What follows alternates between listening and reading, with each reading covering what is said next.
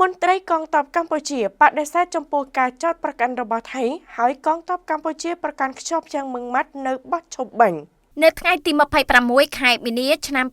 2026សារព័ត៌មានថៃមួយចំនួនបានចុះផ្សាយដោយដកស្រង់សម្ដីរបស់វរៈស្នេហ៍ឯកធម្មនូនវណ្ណាមេបញ្ជាការអង្គភាពពិសេសកងពលតូចថ្មើរជើងទឹកត្រាតបានលើកឡើងថាទាហានកម្ពុជានៅថ្មដាបានបាញ់កាំភ្លើងវែង3ឈុត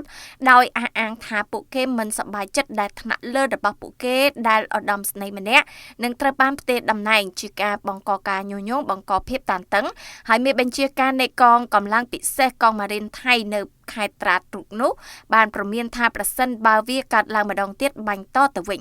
បើយោងតាមការគូបញ្ជាក់ពីកងកម្លាំងកម្ពុជាដែលប្រចាំការនៅទិសថ្មដាបានឲ្យដឹងថា